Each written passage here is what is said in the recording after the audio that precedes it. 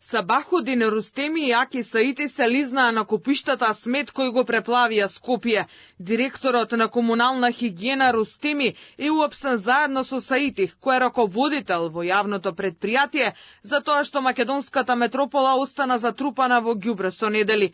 Полицијата ги привела двајцата на распит, а истражните органи собираат докази за нив. Приведени се и задржани две лица од раководството на јавното предпријатие Комунална хигиена Скопје во врска со сомненија за кривично дело од член 230 од Кривичниот законик. Тие според првичните информации се товарат под членот од Кривичниот законик што се однесува на загрозување на животната средина и природата со отпадни материи, за што се предвидени и затворски казни од 3 месеци до 10 години, во зависност од штетата која предизвикале осомничените. Тој што спротивно на прописите за заштита на животната средина и природа складира, остава или расфрла отпадни материи, или со нив постапува на начин со кој се менува квалитетот на воздухот, почвата, водата или водотекот, во мера што може да ги влоши условите за живот на луѓето или животните, или растенијата и да го загрози нивниот опстанок, ќе се казни со затвор од 3 месеци до 3 години. Истрагата за работата на јавното предпријатие започна откако во Скопје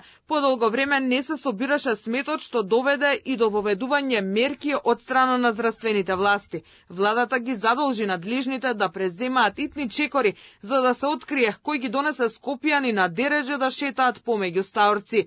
Инаку Рустеми беше поставен за директор на комунална хигиена на 29 јануари годинава, како дел од коалицијата на градоначалничката Данила Арсовска со ДУИ. Рустеми важи за кадар близок до Блерин Беџети.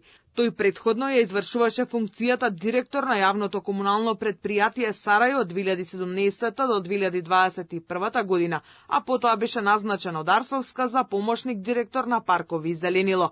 Покрај затрупувањето на Скопје со смет, Рустеми го следат и скандали со финансиите во комунална хигиена. Се испомпувале милиони, а предпријатието подолг период е нефункционално. Вработените преку синдикатот се пожалија за доснењето на платите и немање на основни услови за работа поради нефункционалните возила за собирање на ѓубре. За таквите состојби во предпријатието од синдикатот најавија кривични пријави.